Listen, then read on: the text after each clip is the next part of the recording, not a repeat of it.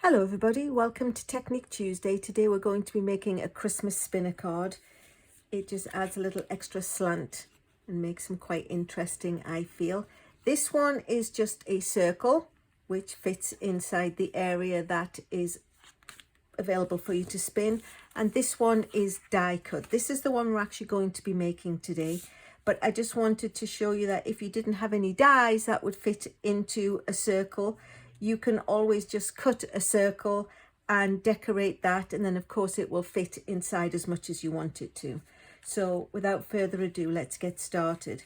So this is the card. It uses a piece of 8.5 by 5.5 soft succulent, scored at 4 1/4, and then it uses a piece of designer series paper which is cut at 3 by 5.5. And then what we need to do is run it through your die cutting machine, and this is what we got with that. So if you can imagine that was this, and then we put the circle punch, we put this over in the place where you want it to go, and then you run it through the die cutting machine and cut both circles out at the same time, so you know that they're going to fit. This die is actually the 2.5 inch circle, which then cut out the designer series paper and out of the soft succulent. So when it's done and we put it all back together, they're going to fit in the same place. This one I cut from a piece of real red, and it's the 2.5 inch red circle with the 2 3/4 scalloped circle overlaid on it because they nestle in each other. I'll show you how that looks. This is the circle. This is the smaller circle that I cut this one out of so it would fit and spin. Then I took the 2.5 inch circle and a 2 3/4 inch, and I cut them out nestled together. Actually, the piece of red, oops, wrong way around. The piece of red that's in the middle is actually extra. It's spare, so you can use that for something else. And this is the piece that we want to use to go around when the circle is all done and completed. So how do we get it to spin? What we need to do is I cut with the tree lot dies 2 trees, which is fine, but you have to remember in this instance that they are asymmetrical. So I cut 2 using a piece of 2 inch cardstock and got 2 trees, and then all I had to do with that one was turn it over, and then of course they will both fit the same shape. When it came to using the glitter paper, have to remember to cut one from the front. This is the red and white glimmer paper. I cut one from the front so it sparkled and went on this tree, and then I turned it over and cut it out of the side that is matte, so then it went on to this tree. Otherwise your snow won't match up. But if you cut one on one side and one on the other, the 2 green ones, of course, it's the same on both sides, so you can just cut 2 green ones and then flip one over.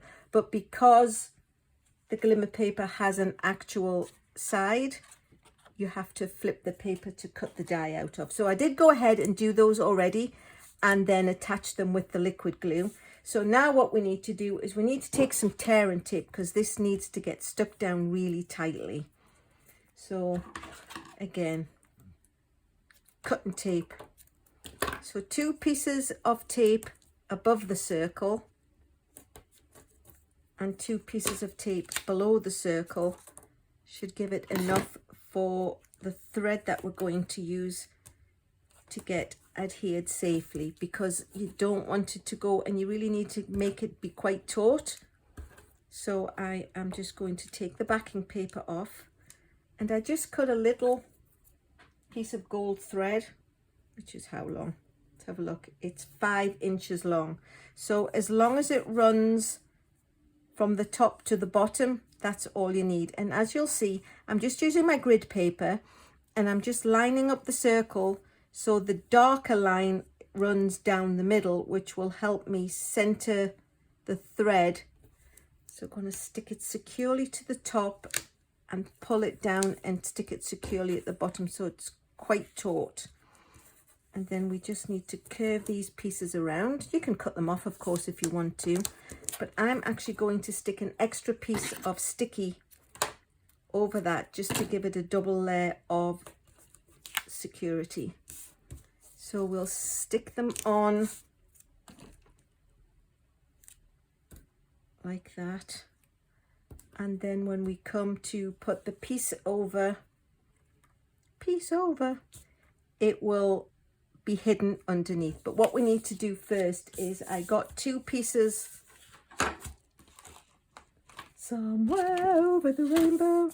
I cut 2 pieces which were 1/2 inch by the 5 1/2, and I'm actually just going to stick those on the side. You can use a whole piece behind, but actually when you're trying to cut through the designer series paper, the layer and the card itself, the dies sometimes don't cut all the way through. So I thought it was better that I just put it onto the base and the designer series paper and then attached a little piece of the edging after the fact. So I'm just going to use the silicone mat so any glue that gets over the edge doesn't get onto my work surface and make it sticky.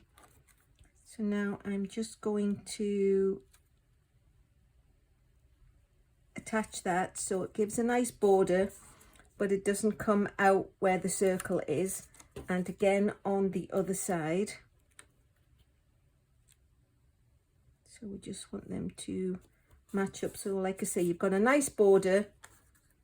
It's enough on each side, but it didn't be an extra layer under here that the die wouldn't have been able to cut through. So then what we're going to do is we are going to, well, I'm lying actually. We'll put the adhesive on here, but we're not going to stick it on yet because we want to add here. I'll just set that carefully off to one side. What we want to do is attach the item that's going to spin. In this case, it's the tree, or in the case of the other one, it would just be the circle. So we know now which side is each side because we've attached the snowy glittery paper to it. And what you need to do is take your liquid glue, or you can use the tear and tape, but it needs to be something that's really strong, and we'll stick it all down. So out to the edges. And then what we need to do is center this over the tree. I am going to be adding a star at the top, which is why it's a little bit lower. And then once we've got that in place, good thing about liquid glue, it's a little bit forgiving, is we can go ahead and add the other tree on top. It sticks them together and then it conveniently sandwiches the gold thread in between. I did go ahead, I was using Trees for Sale stamp set, that's where the greeting's going to come from, and I'm using the tree lot die. So this was the tree, this was the snow, and here are some stars, and I went ahead and cut 2 red glitter stars out of the red paper that goes with the white paper in the 2-pack. So now I'm just going to lie this down, put a dot of glue on it,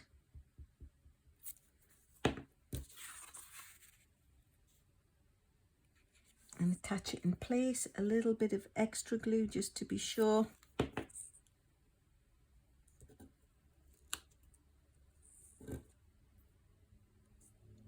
Put that one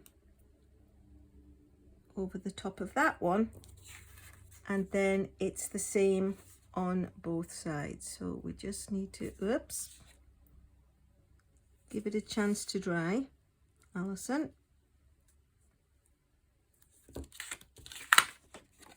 Sometimes we just have to give it a little tweak and remind ourselves that patience is a virtue.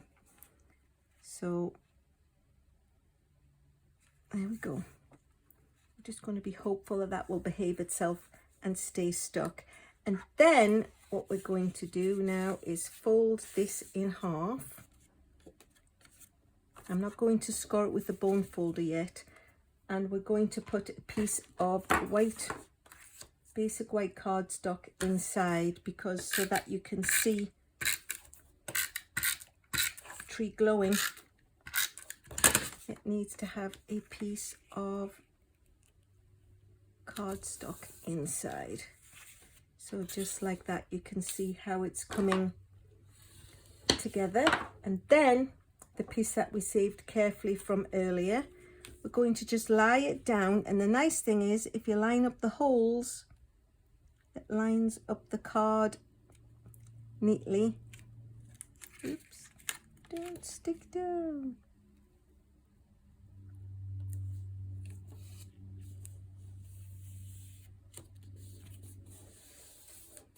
And then you can't see, I don't know why that's got a little dot on it. Oops, it's a little piece of glue that doesn't want to be there. But now it's all encased. You can't see any of the workings. And when you open it on the other side, it's just plain. Here's a nice white part for signing your greeting.